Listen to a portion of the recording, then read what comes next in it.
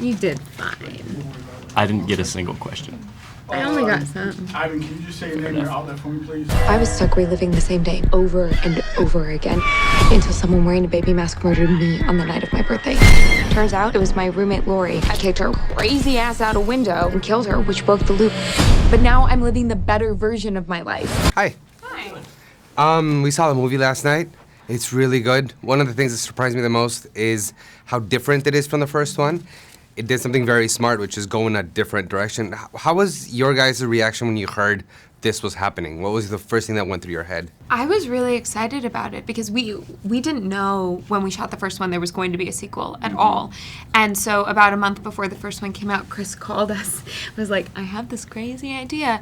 And my biggest question was, well, what does Tree get to explore that she didn't explore last time? Because I felt like I got to do almost everything. How could I live more in this character's shoes? And so when he told me about the twist and about the science fiction angle and how we would be answering questions that hadn't been answered before and going into uncharted territory, I was like, I have no idea if it will work, but I'm so game.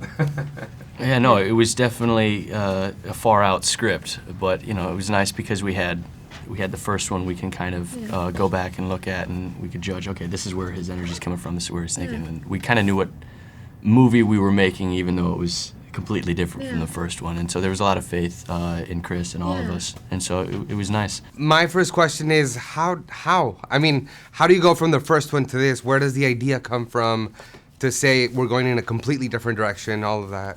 For me, it came out of, I mean, look, the first movie was very closed-ended, you know? It seemed like, okay, this is it, we're done. And I think everybody, you know, involved in it kind of felt that way too. And then while I was editing the movie, I had this crazy little germ of an idea. And what excited me about it and the direction to take it in was that it was both the perfect companion piece to the first movie, but also completely different. And I could explore new things about the main character, Tree. I could be more emotional. The movie could still be scary, but also be really funny. And so do all the things that we loved before, but not do the traditional sequel that kind of basically is rehash of. It's almost like you're making the same movie twice. No.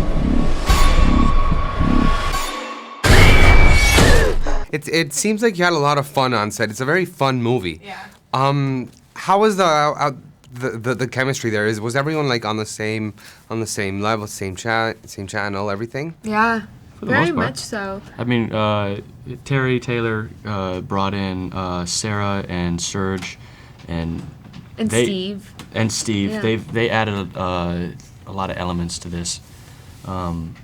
They brought like a liveliness to it that we didn't have in the first one. It's like and this a camaraderie. Yeah. Yeah, and I think that the biggest thing is Chris is just such an incredible leader, and because he is so intelligent and so funny and so kind, everybody else rises to that and brings that to the table. And he showed up on set every single day with a smile on his face, no matter if our days were shot to shit because it was raining. Like, no matter what obstacle we came up against, Chris always was positive and had a way to get around it, and I think that was contagious. Yeah. And how about the saying yes to it? How long did it take you to say, yes, this is something I want to... Took me about 11 seconds. It was, we loved it. I said yes before I read it. When I heard the idea, I knew we were going to do it. And what I was really excited about was this idea of trying to do a series of movies in a franchise, but to have the movies be slightly different genres, which I've never really seen before. Yeah. And so I was very enthusiastic about making the movie. Go. Stop global warming. Go.